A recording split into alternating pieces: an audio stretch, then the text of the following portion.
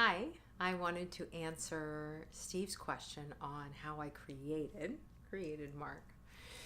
And I really do feel that from the moment I met him, I knew I created him. I wasn't really actually sure he existed before I created him.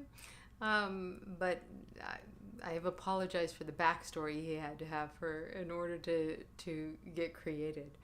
But primarily, I feel like I created him because he matches the energy of what I wanted to create. Now, I didn't get married until 2 weeks before my 48th birthday. So, decades and decades of lists had been created about what he was going to be, what my ideal husband would be, and what he would look like, how tall, all sorts, how much wealth he had. And Mark, he's in there for some of those things, but it was really the essence of him. And the year prior, I had really taken an opportunity to get connected to what I wanted in my life, get to know who I am, and appreciate the things that I love to do. And so I took a lot of time with me. If things, I'd been engaged years ago and had other relationships, but they just never felt right, and I wasn't willing to settle. But that also meant that I had to be okay with me, and so that quest was me taking myself to matinees, and I wanted to go golfing. I used to golf in the military, but having those kinds of things. But I also then began to create more of a qualities list of what I wanted to experience when I met the mate that I would marry. And that list included: he was kind, he was respectful, he came from same or similar values. Now that particular one came from my mother.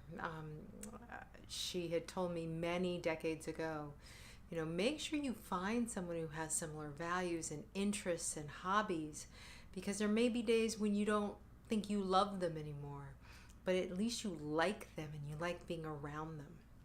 And that was really helpful. And my parents have been married for 65 years, so I kind of give them a little extra credit. And so being able to go golfing, being able to travel, being able to go to matinees, not everybody likes that. I love it. And then I wanted someone who my family respected, and who respected my family, who would be generous with their time with my family, who that I loved being around them and their friends and their family. Because I've had those situations where that didn't really work. And so once I knew the essence, and honestly, I really wanted someone who was like my best girlfriend, exceeded that expectation, so that no relationship would be higher than my relationship with him. Now, really, remember, I had the luxury of decades of looking at other people's relationship and my own, and wondering what it was that I wanted to experience. And so I met Mark 9 years ago, and it happened. I had gone to an event, a charity event, and with a friend, and he was just going to be a friend. And the next day, I was talking to a girlfriend, and she said, well, why don't you join eHarmony with me? And I was like, absolutely not. That comes from years ago. I had dated someone from eHarmony.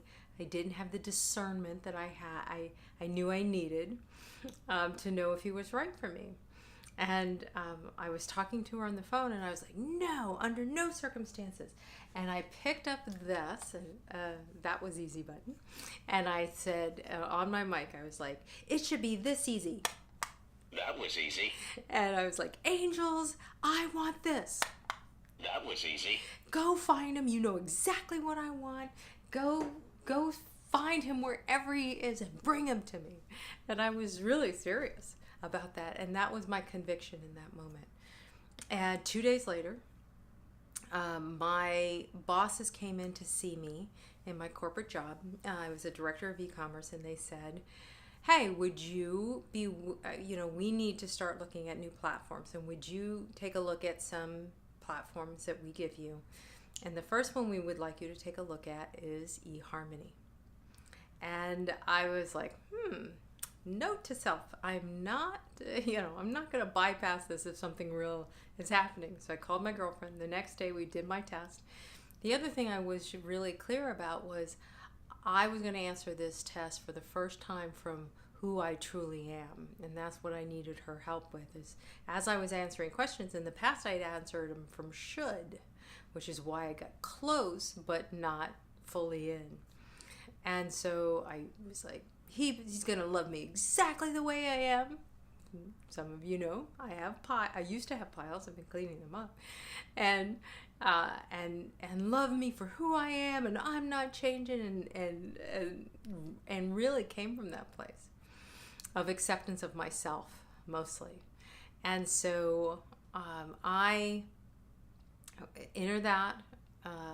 That was on Wednesday. On Saturday, I started looking at the connections that were coming through, and one stood out, and I was like, "Wow, the language is very similar, and that's really interesting."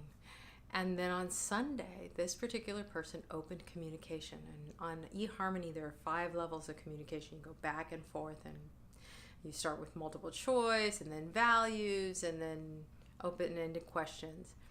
And so it was funny because usually it takes a week or so to go through that.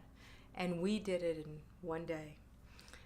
We just started answering the questions and sending our replies, and then getting a new set of questions and going back and forth. And to be honest, it was like I felt kind of silly because there was one question where I had asked him a set of questions. He responded, and the answers were so similar to mine. And when he asked me the exact same questions back, all I could do is say ditto. And I was like, I'm sorry for not being more creative, but there's nothing here I can change. And I was on the phone with that girlfriend going back, and I'm like, listen to this. And he's like, wow, he sounds just like you. And at the end of the day, he sends me a note and says, hey, I would like to keep communication, but I'm not going to be on eHarmony much longer. Here's my email address. Well, the reason he wasn't going to be on much longer, and I wasn't going to be on much longer, was that we were on a free weekend. And so, long story short, we come to find out 2 days later, when he and I both went to the University of Santa Monica, which wasn't his favorite thing because he was afraid that I was a groupie, which I kind of was, but not really.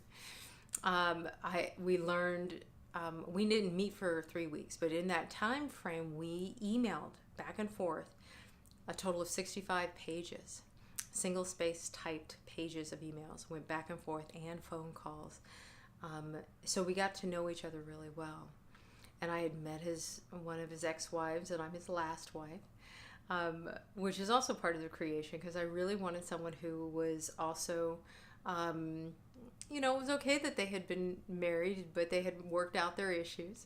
I also wanted someone who traveled a lot, because I wanted the sole control of the remote control at times. And so one day, years after we met, Mark came out of the room, and he was working in the office, and he said, I don't think it was in my ideal scene to travel this much. And I was like, oops, that was my ideal scene, that you travel that much. So that's part of the reason I say I created him. And I knew from the first moment we kissed that I actually said to him, where have you been?